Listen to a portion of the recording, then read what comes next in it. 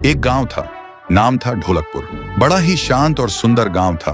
लोग हमेशा खुशी से झूमते थे क्योंकि उस गांव में रहता था महाराज रायस्टार, जो अपने गांव के लिए एक शेर था जो कभी अपने लोगों के साथ गलत होने नहीं देता था। लेकिन उस गांव में छुपा था एक डरावना राज, एक राज जो सबके दिल में था पर जुबान पे नहीं। गांव के बीच एक सूखा हुआ पेड़ था जिसे लोग कहते थे श्रापित पेड़। ना कोई उसके पास जाता, ना कोई उससे आंख मिलाता। हर पूर्णिमा के अगले दिन उस पेड़ के नीचे एक लाश मिलती थी। लोग कहते रात में कोई आता है और लाश छोड़ जाता है, लेकिन कभी किसी ने कुछ देखा नहीं और देखता भी कैसे। जो देखता वो अगले दिन पेड़ के नीचे होता था।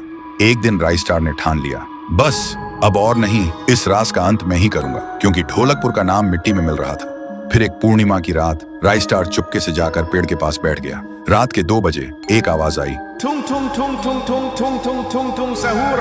और फिर वो पेड़ भूत में बदल गया। वो भूत कुछ अजीब सा था, एक भयानक शैतानी हंसी वाला चेहरा, आंखें बड़ी बड़ी। वो पेड़ चल के एक घर के गेट को जोर जोर से खटखटाने लगता है। तभी एक आदमी डर के मारे आवाज सुन के बाहर निकलता है। वो भूत अपने लकड़ी जैसे हाथ से एक ऐसा थप्पड़ मारता कि उसकी सांस वहीं थम जाती है और उसी जगह उस लाश को ले जाता है और वापस फिर से पेड़ बन जाता था। देखते ही रायस्टार का दिल कांप जाता है, पर वो कुछ बोलता नहीं।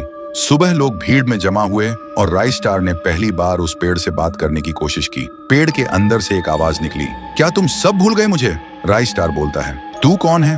पेड़ बोलता है, मैं हूँ ठुन ठुन ठुन साहुर। एक वक्त था जब मैं भी इस गांव का एक प्यारा सा बच्चा था, लेकिन 100 साल पहले मुझे इसी पेड़ से रस्सी बांधकर उल्टा लटका दिया गया, गांव वालों की आंखों के सामने, और मेरी मौत को तमाशा बना दिया गया, सिर्फ इसलिए क्योंकि मैंने एक राज देख लिया था जो लोग छुपाना चाहते थे। और उसी पल से मेरी रूह इस पेड़ से जुड़ गई। उस दिन से मैं इंसान नहीं, एक सज्जा बन गया, और हर पूर्णिमा में एक राजदार को चुनता हूँ और फिर उसे उसकी खामोशी का हिसाब देता हूँ। रायस्टार बोलता है, लेकिन अब तो वो लोग मर चुके हैं ना जो तेरा कसूरवार थे। अब तू मासूम लोगों को क्यों मार रहा है? पेड़ कुछ देर चुप रहता है, फिर बोलता है, ठीक है, बस एक बार मुझे याद करो, एक दिया जला दो, फिर मैं कभी किसी को नहीं मारूंगा। फिर रात में सब लोग आते हैं, एक एक दिया जलाते हैं, और तभी पेड़ अपने आप से आग पकड़ लेता है और आखिर में मुक्ति मिलती ठुन ठुन ठुन साहुर को।